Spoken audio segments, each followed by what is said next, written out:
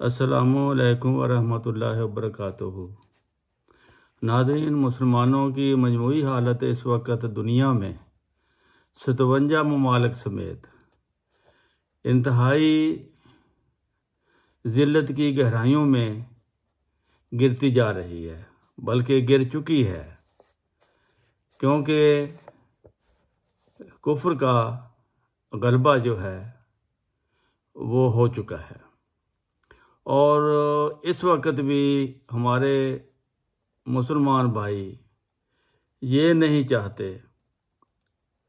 कि इस उम्मत की इस्लाह के लिए कोई आए, जैसा कि रसूल करीम की पेशगोई है कि आखिरी ज़माने में इमाम मेहदी ने आना है।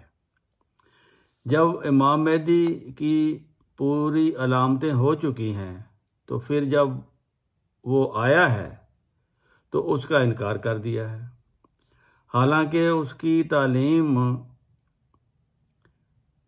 बिल्कुल वही है जो इस्लाम की तालीम है, और इस्लाम की तालीम को वो आगे बढ़ाता है और इस्लाम का ही वो मुबल्लिग है। उसको मानने के लिए ये लोग, ख़ास तौर पर मुल्ला लोग, ये तैयार नहीं है। हालांकि तालीम असल में जो उसने दी है वो वही इस्लाम की तालीम है जिसको हम भूल चुके थे। मिसाल के तौर पर उर्दू में उसकी कुछ तालीम है, मैं आपको पढ़ के सुनाता हूँ। वो कहते हैं कि खुदा ताला चाहता है तुम्हारी हस्ती पर पूरा पूरा इनकलाब आवे, और वो तुमसे एक मौत मांगता है जिससे के बाद वो तुम्हें जिंदा करेगा। कब? जब तुम आपस में जल्द सुलह करो, यानी आपस में जल्द सुलह करो, अपने भाइयों के गुनाह बख्शो, क्योंकि ना हम जल्दी आपस में सुलह करते हैं और ना ही भाइयों के गुनाह बख्शते हैं। ज़िद्द व तअस्सुब और जहालत की ज़िंदगी हम गुजार रहे हैं, क्योंकि शरीर है वो इंसान जो अपने भाई के साथ सुलह पर राज़ी नहीं, वो काटा जाएगा। ये इस्लाम की तालीम है।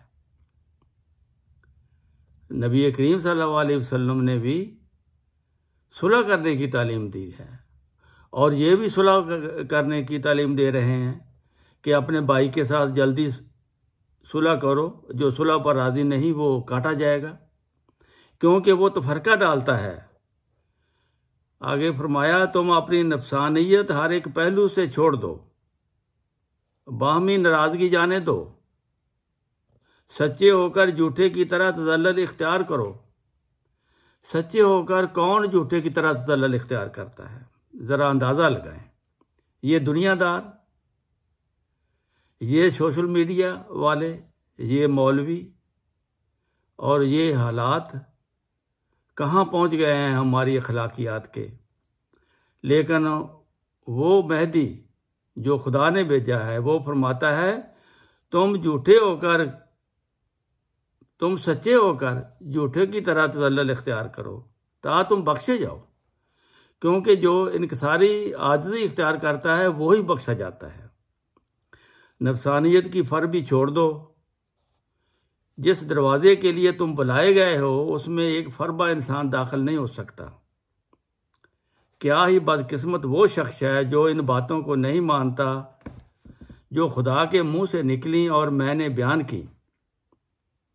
तुम अगर चाहते हो कि आसमान पर तुमसे खुदा राजी हो, तो तुम बाहम ऐसे एक हो जाओ जैसे एक पेट में से दो भाई।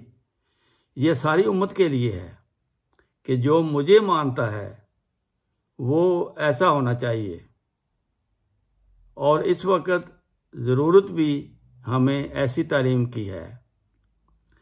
तुम बाहम ऐसे एक हो जाओ जैसे पेट में से दो भाई। तुम में से ज़्यादा बुजुर्ग वो है जो ज़्यादा अपने भाई के गुनाह बख्शता है, और बदबख्त है जो जिद करता है। देखो ये कैसी हमारी मुआशरे की ये चीज़ें हैं जो चल रही हैं।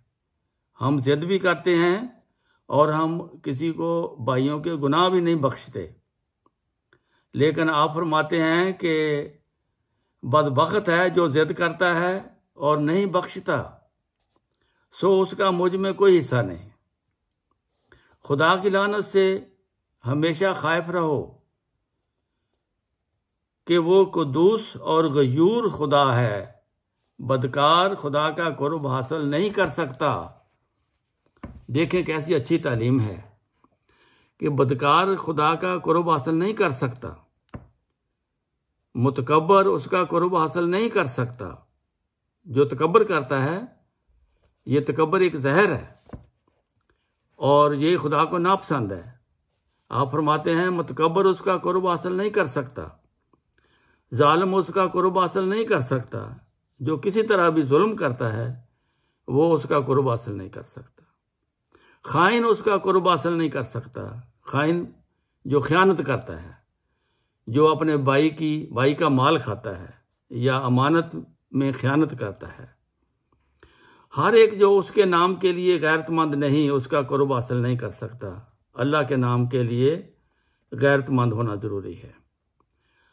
वो जो दुनिया पर कुत्तों या चूंटियों या गिद्धों की तरह गिरते हैं, वो दुनिया से आराम याफ्ता हैं, वो उसका कुर्ब हासिल नहीं कर सकते। यहाँ ये हो गया कि माल और दौलत, जायदाद, सोना चांदी, इस पे जो कुत्तों और गिद्धों की तरह गिरते हैं, वो खुदा के नहीं बन सकते। हर एक नापाक आंख उससे दूर है, हर एक नापाक दिल उससे बेखबर है। जो उसके लिए आग में है वो आग से निजात दिया जाएगा। जो उसके लिए रोता है वो हंसेगा। जो उसके लिए दुनिया से तोड़ता है वो उसको मिलेगा। तुम सच्चे दिल से और पूरे सिद्क से और सरगर्मी से खुदा के दोस्त बनो, ता वो भी तुम्हारा दोस्त बन जाए। तुम मतहतों पर, अपनी बीवियों पर, अपने गरीब भाइयों पर रहम करो, ता आसमान पर तुम भी रहम हो।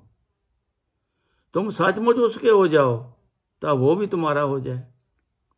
दुनिया हजारों बलाओं की जगह है, जिनमें से एक ताउन भी है। सो तुम खुदा से सिद्दीक के साथ पंजा मारो, ता वो ये बलाएं तुमसे दूर रखे। कोई आफत जमीन पर पैदा नहीं होती जब तक आसमान से हुक्म ना हो। कोई आफत दूर नहीं होती जब तक आसमान से रहम नाज़िल ना हो। सो तुम्हारी अक्लमंदी इसी में है कि तुम जड़ को पकड़ो ना शाख को। तुम्हें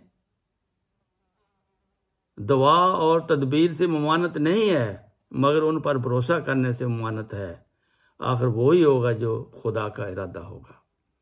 ये कितनी प्यारी तालीम है और यही इस्लाम की तालीम है और ये मेहदी अलैहिस्सलाम की तालीम है। जो ये तालीम पर अमल करेगा वो इस दुनिया में भी जन्नत हासिल करेगा और आखिरत में भी जन्नत हासिल करेगा। अस्सलामु अलैकुम व रहमतुल्लाहि व बरकातुहू। बाकी आइंदा।